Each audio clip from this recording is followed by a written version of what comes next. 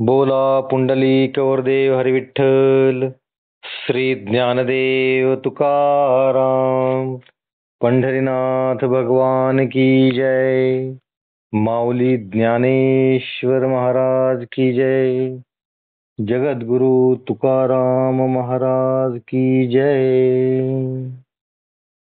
ज्ञानेश्वरीचा अध्याय 13वा म्हणजेच प्रकृती पुरुष विवेक योग किंवा यालाच क्षेत्र क्षेत्रज्ञ विभाग योग असेही म्हणतात. या अध्याय 13चं आपण वाचन आणि निरूपण करत आहोत. कालपर्यंत भाग 20 झालेले आहेत. आज आपण 21वा भाग पाहणार आहोत. कालपर्यंत ओव्या 545 झालेल्या आहेत. 645 पर्यंत झालेल्या आहेत. आज आपण त्या पुढच्या ओव्या पाहणार आहोत. एक मिनिट. कालपर्यंत ओव्या 545 झालेल्या आहेत. आज आपण त्या पुढचं पाहणार आहोत. पण पुढे जाण्याच्या अगोदर पाठीमागं काय झालेलं आहे थोडक्यात लक्षात घेऊयात आणि मग पुढे जाऊयात. आपण पाहिलं की ह्या अध्यायाची जी सुरुवात आहे, सुरुवातीलाच ज्ञानेश्वर माऊली आपले जे गुरु निवृत्तीनाथांचं आज्ञा घेऊन निवृत्तीनाथांची स्तुती करून ज्ञानेश्वर माऊली या अध्यायाला सुरुवात करतात. पहिल्या 2 श्लोकामध्ये भगवान श्रीकृष्ण आणि अर्जुनाचा संवाद आहे. त्या संवादामध्ये भगवान श्रीकृष्ण अर्जुनास म्हणतात की हे कुंतीपुत्रा, या शरीराला क्षेत्र असे म्हणतात आणि हे जो जाणतो त्याला क्षेत्रज्ञ असं म्हणतात. आपण पाहिलं क्षेत्र म्हणजे शेती, आपली शेती असती, त्या शेतीचं उदाहरण, शेतीची उपमा ही आपल्या शरीरासाठी दिलेली आहे. तसेच सर्व क्षेत्रांमध्ये जो क्षेत्रज्ञ आहे तो मीच आहे असे जाण, असेही सांगितलेलं आहे. नंतर हे क्षेत्र म्हणजे काय या संदर्भात आपण पाहिलं.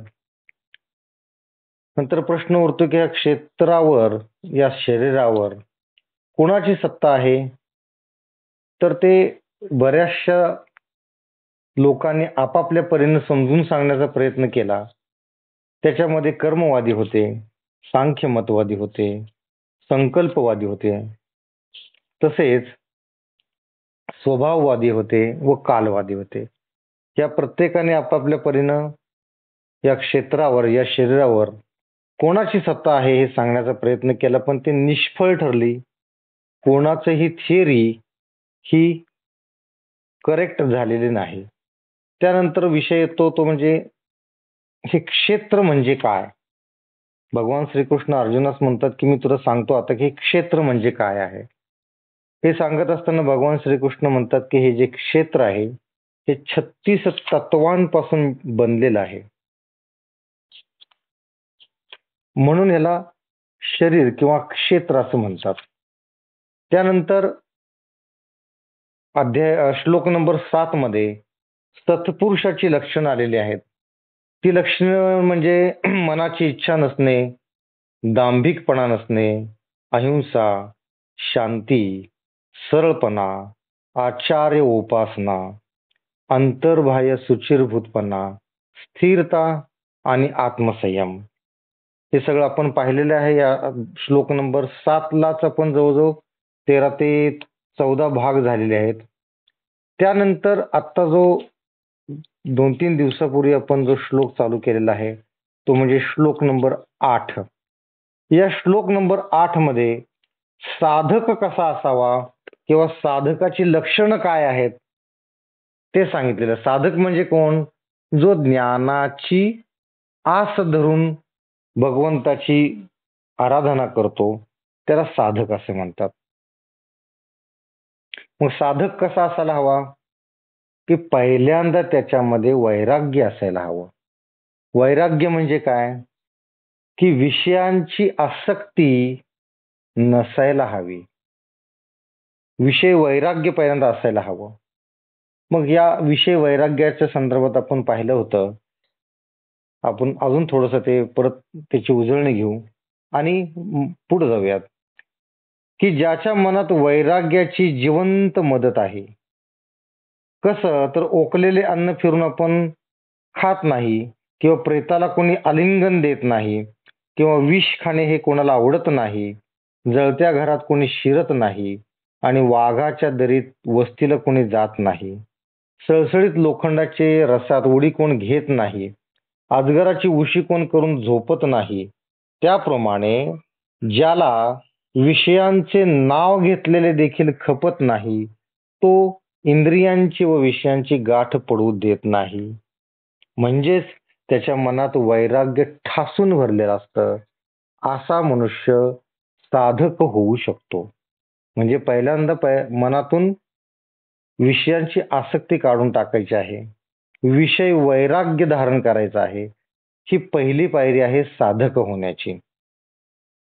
आता दुसरी पायरी काय, की अहमपणा काढून टाकायचा मनातून. अहमपणा अजिबात नसला पाहिजे, अहंकार नसला पाहिजे. म्हणजे काय, की जो आस्थापूर्वक यज्ञ करणे व तलाव, बाग वगैरे बांधणे ही कर्मे करतो, परंतु कर्तृत्वाच्या अभिमानाचा लेश सुद्धा आपल्या अंगी वसू देत नाही. म्हणजे साधक कसा असायला हवा, त्याने सगळी कर्म करावीत, पण हे मी केलं, हे माझ्यामुळं झालं, मी नसलं तर हे शक्यच नव्हतं, वगैरे वगैरे वालगना करू नयेत. म्हणजे याच्यातून अभिमान डोकावतो अशा गोष्टी करायच्या नाहीत. तरच तो साधक, म्हणजे त्यानं अभिमान सोडून दिला पाहिजे, वैराग्य धारण केलं पाहिजे, तरच तो साधक बनू शकतो. म्हणजे वर्णाश्रमाप्रमाणे नित्य नैमित्तिक कर्म त्यानं करायची, त्याचं आचरण त्यानं करायचं, पण त्याचा अभिमान बाळगायचा नाही. हे कर्म मी केले नसते तर सिद्धीच गेले नसते, मी मुळीच मनात आणत नाही त्यामुळं हे होत नाही, वगैरे वगैरे वालगना करायच्या नाही.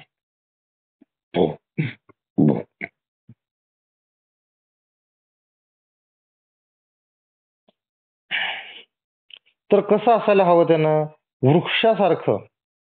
वृक्ष वृक्षाला यथाकाळी फळे येतात, फुले येतात, पण त्याला त्याची आठवण सुद्धा नसते. म्हणजे एवढा निस्वार्थी असायला हवं वृक्षाप्रमाणे.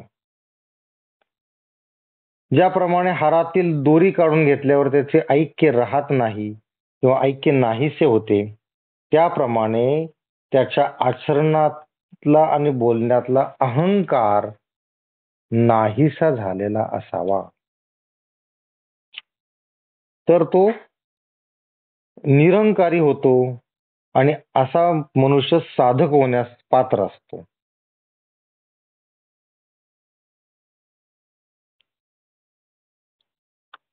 नंतर पुढचा विषय येतो तो साधकांच्या संदर्भात, म्हणजे ते जन्म आणि मृत्यू. आता त्या संदर्भात आपण पाहिलेलं आहे, अजून एकदा थोडंसं पाहूयात आणि पुढे जाऊयात. की ज्याप्रमाणे जो जन्ममृत्यूचे दुःख आठवून पुन्हा पुन्हा जन्म न होऊ देण्याबद्दल उद्योग करतो.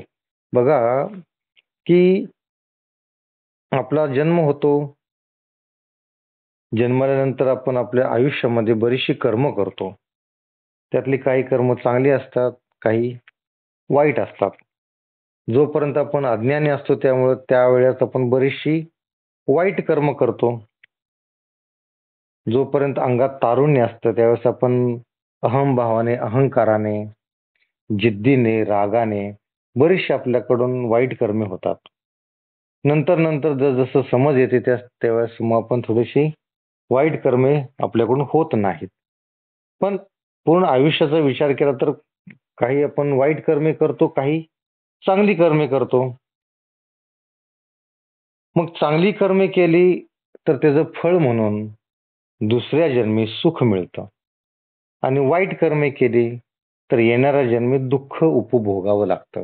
म्हणजे काय, दोन्ही केसमध्ये तुम्हाला दुसरा पुढचा जन्म घेणं आवश्यक आहे. बरोबर आहे, दुसरा जन्म घ्यावाच लागतो. म्हणजे काय, तुम्ही जन्म मृत्यूच्या राहत गाडग्यात अडकला पुढच्या जन्मी जो दुसरा जन्म तुम्ही घेणार त्याही जन्मात काहीतरी पाप पुण्य होतात, परत जन्म घ्यावा लागतो. म्हणजे हे जन्म मृत्यूचं रहाटगाडगं हे संपत नाही. हे जर संपवायचं असेल तर काय करायचं? त्याची अगोदरच काळजी घ्यायची. म्हणजे उन्हाळा येणार आहे तर पाणी कमतरता पडणार आहे, म्हणून पावसाळा असतानाच विहिरीचं पुनर्भरून करून घ्यायचं. एखादा तलाव खोदून घ्यायचा की जेणेकरून पावसाचं पाणी आपल्या शेतामध्ये साठून राहील. बांध मोडलेली बांध नीट करायची, म्हणजे आपल्या बांधाच्या बाहेर पावसाचं पाणी जाता कामा नये. आपल्या बांधातच जिरलं पाहिजे, आपल्या शेतातच जिरलं पाहिजे. जसं उन्हाळा येताना ही आपण सगळी काळजी करतो, तसंच हा जन्म संपायच्या अगोदरच पुनर्जन्म आपला होऊ नये यासाठी काळजी घ्यावी लागते. ती काळजी काय आहे ते यात सांगितलेलं आहे. काय करायचं, कसं करायचं, तेच जन्म मृत्यूच्या संदर्भात यात सांगितलेलं आहे. की ज्याप्रमाणे जुगारी डाव हारल्यानंतर ते फेडण्याकरता पुन्हा सावधगिरीने खेळतो, त्याप्रमाणे संभाविताला अपकीर्ती सहन होत नाही.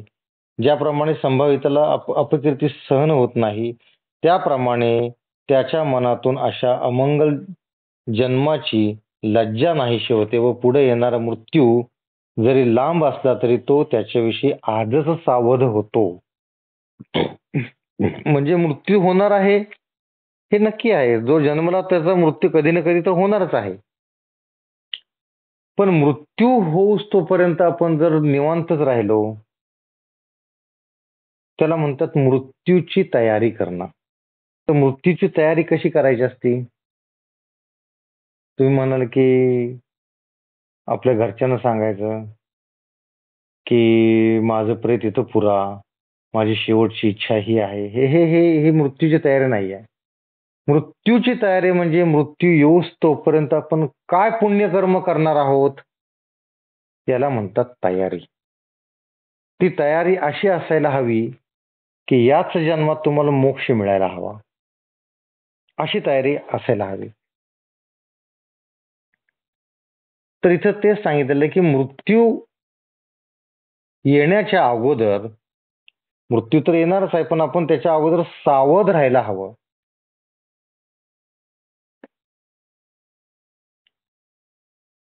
जो जिवंत असताना पुनर्जन्माचे निवारण करतो व हा जन्म गेल्यावर पुन्हा पुन्हा मृत्यू टाळतो आणि आत्मस्वरूपी राहतो, म्हणजे जन्म मृत्यू मिथ्या समजून आत्मस्वरूपी लीन होतो. म्हणजे साधकानं काय केलं पाहिजे की आपल्या आत्मस्वरूपी लीन व्हायला हवं. जन्म मृत्यू टाळायला हवा, म्हणजेच मोक्ष मिळवायला हवा. तर काल आपण इथपर्यंत आलो होतो. आज आपण 21व्या भागातलाही थोडस ओघात आपण पुढे गेलेलो आहोत. आज जो भाग आपण चालू करणार आहोत ते, तर आज भाग नंबर 21 चालू करूया. 545 नंबरची ओवी तिथून आपण चालू करूयात.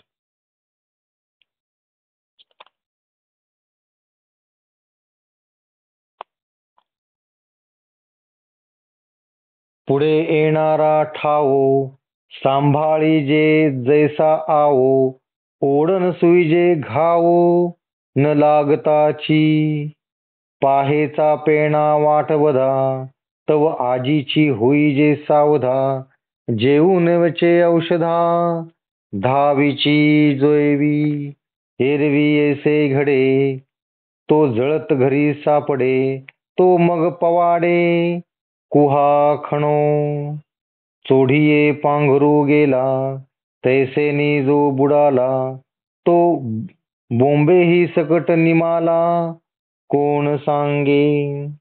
अर्जुना, जो खरा पोहणारा आहे तो नदीच्या मध्यभागी जरी खोल पाणी असले तरी जसा काठावरच आपल्या कमरेला भोपळ्याची सांगड बांधून नदीत उडी घालतो. म्हणजे पुढची तयारी अगोदरच करायची. आपल्याला खोल पाण्यात जायचं ना, मग तयारी अगोदरच करायची. मध्ये गेला, श्वास लागला, नाकातोंडात पाणी गेलं, जरी चांगला पोहणार आहे ठीक आहे, पण एकदा नदीमध्ये गेल्यानंतर काय होईल काय सांगता येतं. त्यासाठी अगोदरच कमरेला भोपळा बांधून नदीत उडी घालतो तो. किंवा रणात पूर्वीच तो आपले अवसान सांभाळून घाव लागण्याचे पूर्वीच ढाल पुढे करतो. रणांगणामध्ये लढायला जाताना तो तशीच तयारी करतो की घाव लागण्याच्या पूर्वीच ढाल पुढे करतो. कोणी तलवार अंगावर मारली तर अगोदर ढाल पुढे करतो. उद्याच्या मुक्कामाला काही दगा होईल असे समजून जो आजच सावध राहतो, अथवा प्राण जाण्याचे पूर्वीच औषधाचे योजन करतो. ह्या सगळ्यामध्ये काय सांगितलेलं आहे की पूर्वतयारी किती महत्वाची आहे ते सांगितलेलं आहे. मग आता ही पूर्वतयारीची ही जी उदाहरणं सांगितलेली आहेत की घाव अंगावर लागू नये म्हणून अगोदर ढाल पुढे करायची, किंवा नदीत जाण्याच्या अगोदर कमरेला भोपळा बांधायचा, वगैरे वगैरे ही उदाहरणं कशासाठी आहेत? पूर्वतयारीसाठी. पूर्वतयारी कशाची? तर तुमचा मृत्यू यायच्या अगोदर तुम्ही मोक्ष मार्ग मोकळा करून घ्या. म्हणजे हातातला वेळ वाया घालवू नका. भगवंताची आराधना करा आणि मोक्ष प्राप्ती करून घ्या. नाहीतर हा जन्म आला आणि गेला, कळणारच नाही तुम्हाला. जन्म होतो मुलाचा, असं असं बोलता बोलता अर्धा वर्ष निघून जातात लहानपणातच. तिथून पुढे शाळा कॉलेजात 5-25 वर्षापर्यंत निघून जातात. तोपर्यंत मुलांना या शास्त्राचा काही गंध नसतो. पण आपल्या हिंदूंच्या घरांमध्ये हे धर्मशास्त्र आता विरत चाललेलं आहे. कोणीही वाचत नाही. अतिशय मोठी शोकांतिका आहे. मुलांवर संस्कार होत नाहीत. आपली मुलं ना हिंदू आहेत, ना मुस्लिम आहेत, ना ख्रिश्चन आहेत, ना वैश्य आहेत. त्यांना कुठलाही धर्मच राहिलेला नाहीये. कारण मुलांवर संस्कारच होत नाहीयेत. मुलांना घेऊन कधी कोण बसले पोथी वाचायला, ज्ञानेश्वरी वाचायला, तुकारामाची गाथा वाचायला, त्याला सांगितलं दोन दोन वाक्य तू वाच, मी अर्थ सांगतो, असं कधी कोण म्हटलंय? असं म्हटलं तरी मुलं थांबत नाहीत आता. म्हणजे निम्म आयुष्य हे काय वाचायचं असतं, याच्यातून काय ज्ञान घ्यायचं असतं, मोक्ष कसा मिळवायचा, मोक्ष प्राप्तीसाठी कसं सामोरं जायचं, साधक कसं बनायचं, सत्पुरुष कसं बनायचं, हे समजोस तोपर्यंतच 50 वय येतं. तिथून पुढे काय करणार, कसं करणार? म्हणजे आयुष्यातलं 60% आयुष्य हे असंच वाया जातं. उरलेल्या 40% आयुष्यात हातपाय नीट राहत नाहीत. करणार काय? मग जन्म हा असा अख्खा वाया जातो.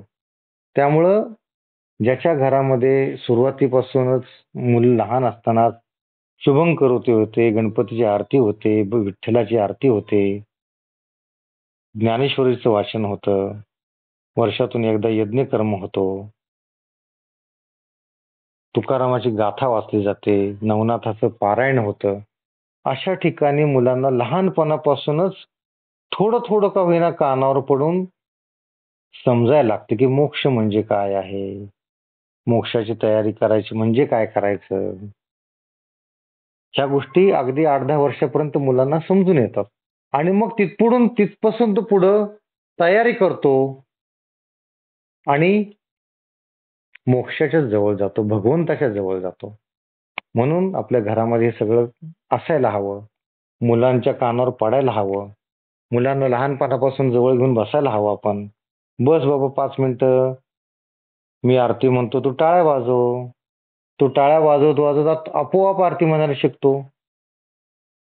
आपल्या धर्माची आपण आपल्या मुलांना शिकवून द्यायला नको का? द्यायला पाहिजे. नाहीतर ती मुलं कुठल्या धर्माचे कळणारच नाहीत. आता कळतच नाहीत. आपली मुलं कुठल्या धर्माचे कळत नाही, मुली कुठल्या धर्माचे कळत नाही. तर इथं तेच सांगितलेलं आहे की तुम्हाला अगोदर तयारी करणं गरजेचं आहे. मृत्यू यायच्या अगोदर सावध होणं गरजेचं आहे. जसं नदीत जाताना कमरेला आपण भोपळा बांधतो किंवा रणांगणात जाताना अगोदर सगळं तयारी करतो, तलवारीचा घाव येण्याच्या अगोदर आपण ढाल पुढे करतो. उद्याच्या मुक्कामाला काही दगा होईल असे समजून जो आजच सावध राहतो, अथवा प्राण जाण्याच्या पूर्वीच औषधाचे योजन करतो. बाकी गोष्टी तर तर अशी घडून येते की घर जळू लागल्यावर मग विहीर खाळू लागायचे, पण तो प्रयत्न काही सिद्धीस जात नाही. घर जळायला लागल्यानंतर तुम्ही विहीर खोदायला घेऊन काय उपयोग आहे? विहीर खोदायला लागणार वर्ष, तोपर्यंत जळून खाक होऊन जाणार घर. याचा अर्थ काय? थोडक्यात याचा अर्थ काय की पूर्वतयारी हवी. पूर्वतयारी कशाची? की हा जन्म शेवटचा जन्म, इथून पुढे आपल्याला जन्म घ्यायचा नाही. म्हणजे काय? मोक्ष प्राप्ती करून घ्यायची. मग त्यासाठी अगोदरच तयारी करायला हवी. हे त्या साधकाला माहिती हवं, तर तो साधक बनणार. म्हणून समर्थेसी वैर्य, जया पडिले हाड खाईर, तो जैसा आठही पहार, परजुनी असे ना तरी केळवली नोवरी, का संन्यासी जया परी, तैसा न मरता जो करी मृत्यू सूचना, पैगा जो यया परी, जन्मेची जन्म निवारी, मरणे मृत्यू मारी आपण उरे, तया घरी ज्ञानाचे साकडे नाही साचे, जया जन्म मृत्यूचे निमाले शैल्य, आणि तयाची परी जरा न टेकता शरीरा, तारुण्याची या भरा माझी देखे. म्हणून बलवंताबरोबर ज्याचे हाड वैर पडले आहे, तो जसा रात्रंदिवस शस्त्र पारजून असतो. म्हणजे एखादा वैरी आपला शूर आहे, ताकदवान आहे, आपला वैरी जर शूर असेल, ताकदवान असेल, तर आपण कायम हत्यार घेऊन झोपायला हवं. हत्यार आपलं पारजून ठेवायला हवं. इथे ते सांगितलं. म्हणजे काय? पूर्वतयारी असायला हवी. किंवा उपवर झालेली नवरी लवकरच दुसऱ्याच्या घरी खास जाणार असल्यामुळे ती घरात असूनही नाही असे तिचा बाप समजतो. मुलगी आता वयात आली, तिचं लग्न होणार, मग ती आपल्यातून निघून जाणार, हे अगोदर माहिती असल्यामुळं तो ती घरात नाहीये असं समजूनच तिचा बाप तिच्याशी वागत असतो. कारण तशी सवय लागायला हवी. नाहीतर अचानक मुलगी घरातून गेल्यानंतर दुःख होतं मोठं. म्हणजे अशी तयारी करायची असते. अथवा संन्यास घेतल्यावर ज्याप्रमाणे मरणास तयार असतो, त्याप्रमाणे जो जिवंत असूनही मृत्यूचा विचार करतो. मृत्यूचा विचार करतो म्हणजे काय? मृत्यूची तयारी करतो. मृत्यू येण्याच्या अगोदर मृत्यूची तयारी पूर्ण झाली पाहिजे. म्हणजे साधक बनलं पाहिजे आणि भगवंताची आराधना केली पाहिजे आणि मोक्ष प्राप्ती करून घेतली पाहिजे. याप्रमाणे जो जिवंत असताना पुनर्जन्माचे निवारण करतो. पुनर्जन्माचे निवारण म्हणजे काय? पुनर्जन्म येऊ नये अशी व्यवस्था करतो. व हा जन्म गेल्यावर पुन्हा पुन्हा मृत्यू टाळतो. पुन्हा पुन्हा मृत्यू येऊ नये अशी तो जो व्यवस्था करतो आणि आत्मस्वरूपी राहतो. म्हणजे जन्म मृत्यू मिथ्या समजून आत्मस्वरूपी लीन होतो. हे साधकानं करणं गरजेचं आहे. जन्म मृत्यू मिथ्या आहे असं समजून आत्मस्वरूपी लीन व्हायचं आणि जिवंत असतानाच पुन्हा पुन्हा मृत्यू होऊ नये, पुन्हा पुन्हा जन्म मृत्यूग्रस्त आपण त्या राहट गाडग्यात अडकू नये अशी त्याने व्यवस्था करायला हवी. ज्याला जन्म मृत्यूचे दुःख राहिले नाही, त्याला ज्ञानाची कधीही उणीव नसते. म्हणजे ज्ञानी कुणाला म्हणायचं? की ज्याच्या मनात खंत नाहीये. कसली खंत? जन्माची नाही आणि मृत्यूची नाहीये. जन्म आला काय, नाही आला काय, मृत्यू झाला काय, काही फरक पडत नाही. त्याची खंतच नाहीये. आणि त्याचप्रमाणे शरीरास म्हातारपण आले नाही, तोच ऐन्य तारुण्याच्या भरात जो त्याच विषयी तजवीज करतो. म्हातारपण यायच्या अगोदरच म्हातारपणाची तजवीज केली पाहिजे. तजवीज म्हणजे काय? तयारी करून ठेवली पाहिजे. पूर्व तयारी असायला हवी. आता हल्ली बघा पेन्शन, आता सरकारी नोकऱ्या सुद्धा पेन्शन आता हळूहळू बंद व्हायला लागलेली आहे. म्हणजे काय? मग म्हातारपणी आपण औषध गोळ्या कशाने खाणार? आजारपण कुठून काढणार? मग त्याची तजवीज तरुण असतानाच करायला हवी. म्हणजे काय? आपले आपण काहीतरी सेव्हिंग करून ठेवायचं. काहीतरी सेव्हिंग करून ठेवायचं. जागा जागा जुमला घेऊन ठेवायचा, घर घेऊन ठेवायचं, की जेणेकरून आपण वयस्कर झालो, हातपाय चालेनासे झाले, मग काम कसं करणार? मग खाणार काय? आजारी पडलं मग काय करणार? पैसे लागतात त्याला. म्हणून त्याची तजवीज अगोदरच करून ठेवायची. बरेचसे लोक असं करतात, सगळं व्यवस्थित करतात, सगळं प्लॅनिंग करतात, बँक बॅलन्स भरपूर ठेवतात किंवा रिटायर झाल्यानंतर जे पैसे येतात, मग तरुण मुलगा असतो, तो म्हणतो मला बिझनेस करायचा आहे वगैरे वगैरे काहीतरी थापा मारतो. वडिलाचा जीव मुलात असतो, तो सगळं देऊन टाकतो. घर सुद्धा नावे करून टाकतो की बाबा तुला त्याच्यावर कर्ज काढायचं आहे, घर पण तुझ्या नावे. आणि मुलगा लाखाचे 12,000 करतो, वडिलालाच घराच्या बाहेर काढतो. अशा घटना ह्या कलियुगात घडतात. म्हणून आपल्या म्हातारपणाची तजवीज आपण आत्ताच करून ठेवायची. मुलांना त्यातले एक छदाम सुद्धा द्यायचं नाही. जो कर्तृत्ववान असेल तो बिन भांडवला सुद्धा कमवेल, आणि जो कर्तृत्ववान नसेल तर तो आपला पैसा बुडवणार हे आपल्याला नक्की माहितीच आहे. त्यामुळं त्याचं भविष्य त्याला घडवायला लावायचं. त्याची लढाई त्यानं लढावी, तुम्ही नाही. मुलाला लढायला तुम्ही मदत करायची नाही, त्यानंच त्याची लढाई लढायला हवी. आपण त्याला काही द्यायचं नाही.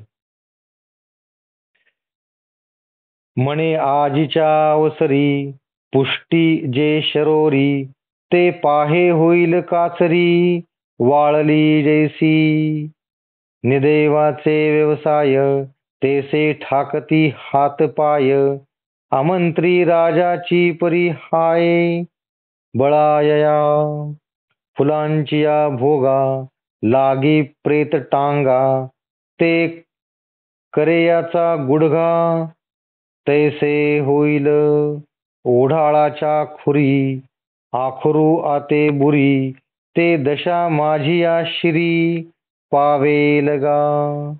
पद्मदळेसी साळे भांडताती हे डोळे, ते होती पडवळे पिकली जैसी. बघा, आपण ज्यावेळेस म्हातार होतो त्यावेळेस आपल्या शरीराची काय अवस्था होते याचं वर्णन इथून पुढे आलेलं आहे. म्हणजेच आपण म्हातार व्हायच्या अगोदर काय तयारी करायला हवी हे समजण्यासाठी तुम्ही म्हातार झाल्यानंतर तुमच्या शरीराची काय अवस्था होणार आहे हे पहिल्यांदा अगोदर सांगितलेलं आहे. काय म्हणतात बघा, म्हणून बलवंताबरोबर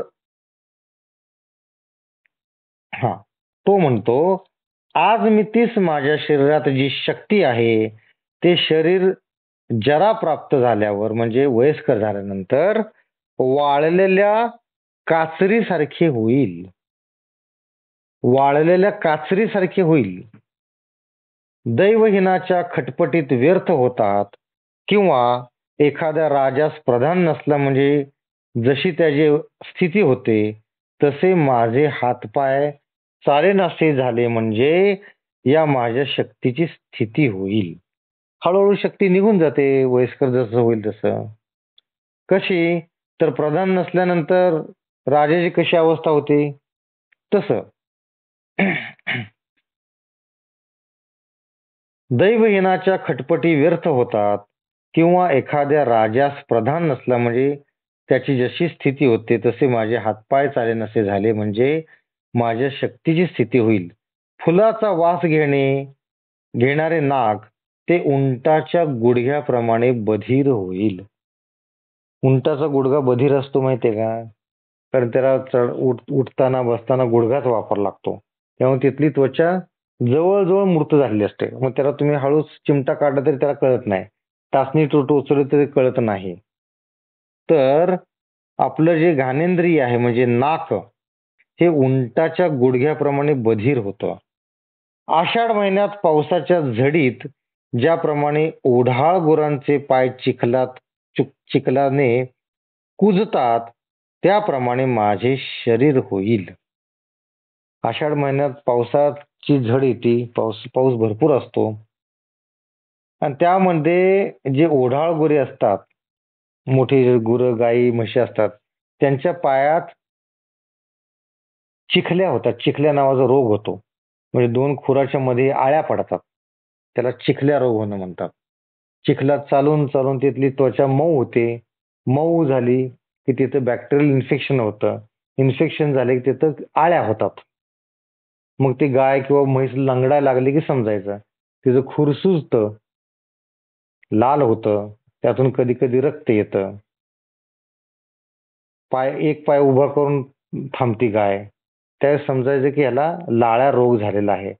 मग त्याला खाली पाडून त्याच्यात ते औषध टाकावं लागतं, त्यातल्या आळ्या ओढून काढाव्या लागतात आणि त्याला चिखलात जायचं बंद करावं लागतं, तर तो रोग बंद नीट होतो, नाही तर होत नाही. तर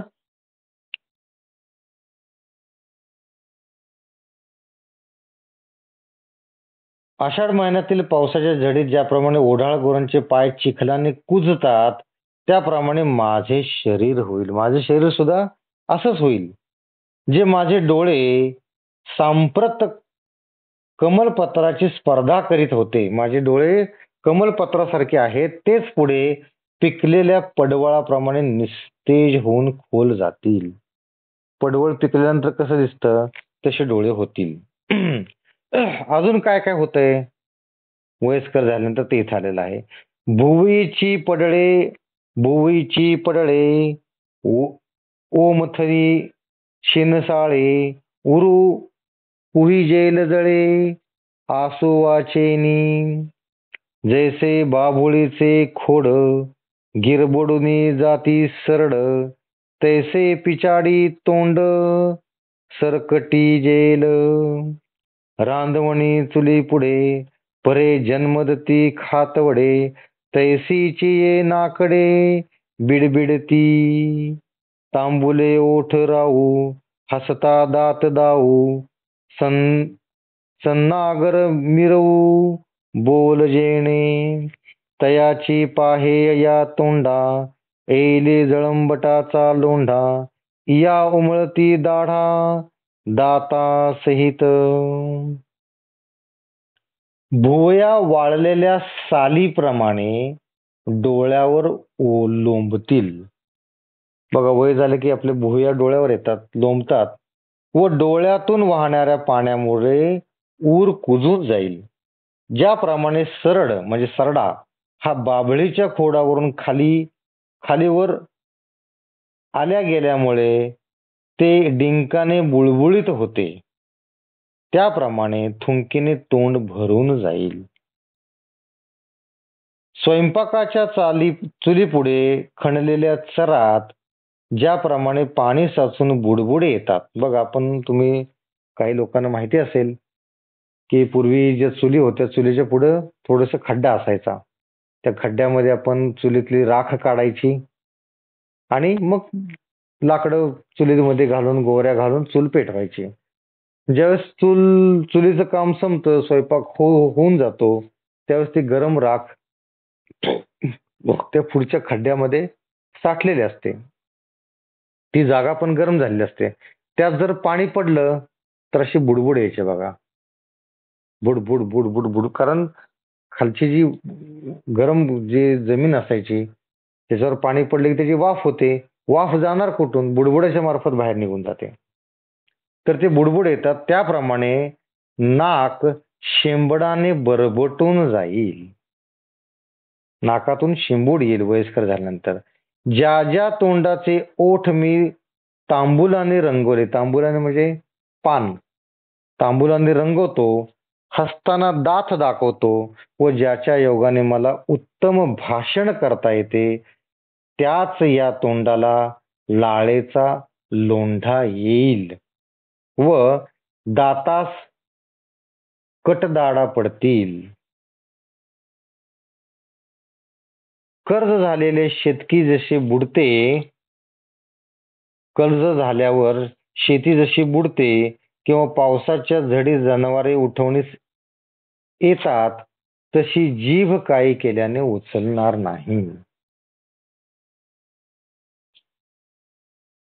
जसं शेतीवर जर एकदा कर्ज झालं की ती शेती कधीही वर येत नाही किंवा पावसाच्या झडीत जनावरे उठत नाहीत. एकदा झडीत जनावरे बसली ना ती उठत नाहीत. शेपूट पिरगाळा काय करा उठतच नाही ते, कारण त्यांना ऊब आलेली असते.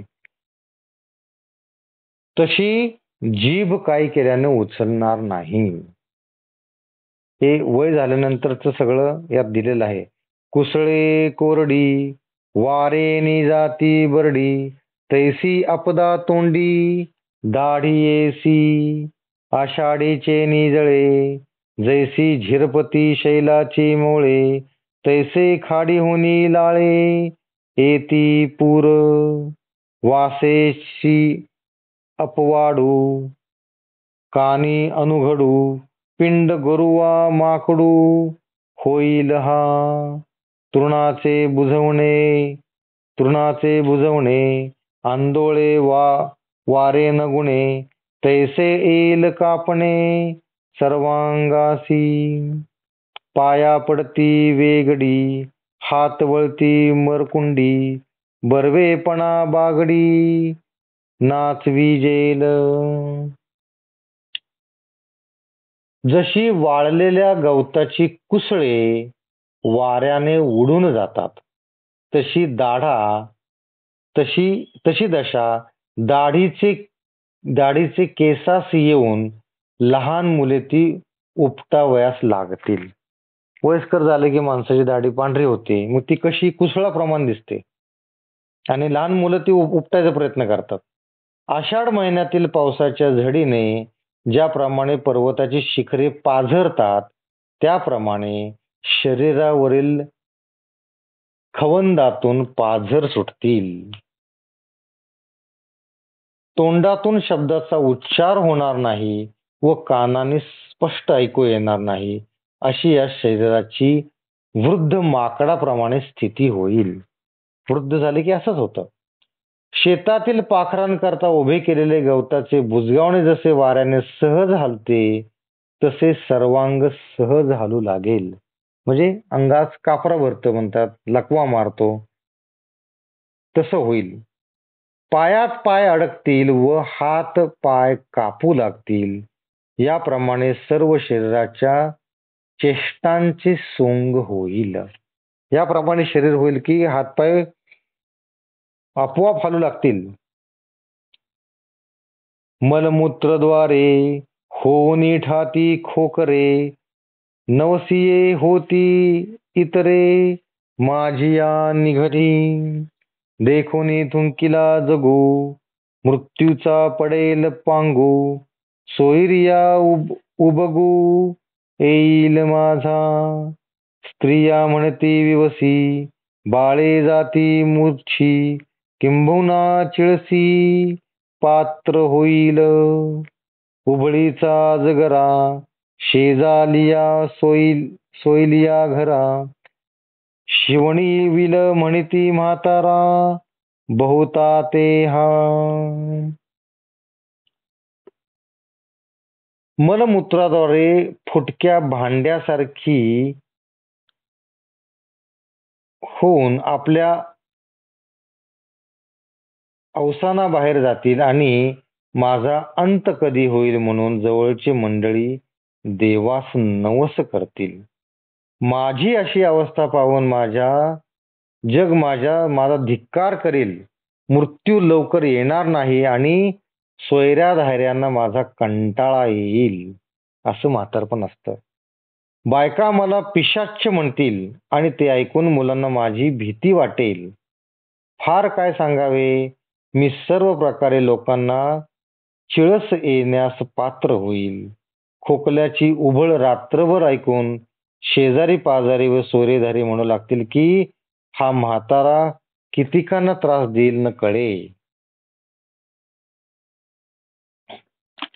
अशी स्थिती होईल वयस्कर झाल्यानंतर. म्हणजे काय, ही अशी स्थिती व्हायच्या अगोदर यातून ज्ञानेश्वरीतून आपल्याला हे सगळं का सांगितलेलं आहे, हे वृद्धापकाळची लक्षणं का सांगितलेली आहेत, की ही स्थिती जर तुमची झाली तर तुम्हाला त्यावेळेस मोक्ष प्राप्तीसाठी काही करता येत नाही.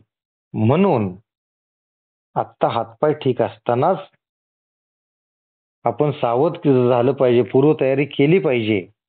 त्यासाठी एवढं सगळं सांगितलेलं आहे.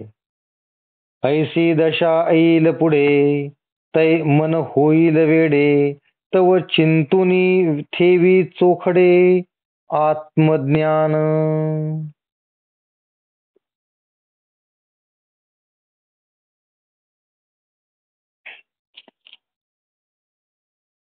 याप्रमाणे पुढे दशा येणार हे लक्षात घेऊन मन शुद्धीवर राहणार नाही म्हणून शुद्ध आत्मज्ञानाचा पूर्ण विचार करून ठेवतो तो खरा साधक.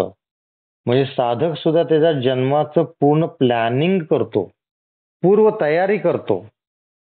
करायला हवी तर त्याला साधक म्हणायचा. नाहीतर जन्म आला आणि गेला निघून, असं होऊ नये. आजच्या भागात आपण काय पाहिले बघा, की साधकाची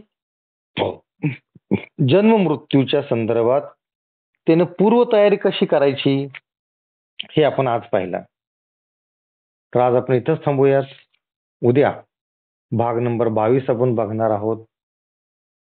सगळ्यांनी डोळे मिटायचे आहेत, हात जोडायचे आहेत.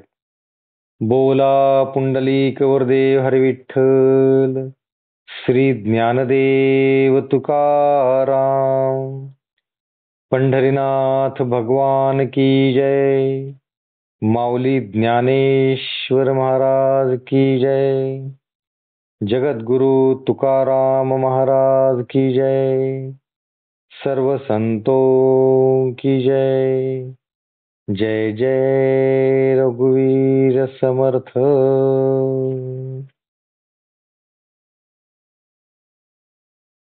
रामकृष्ण हरी.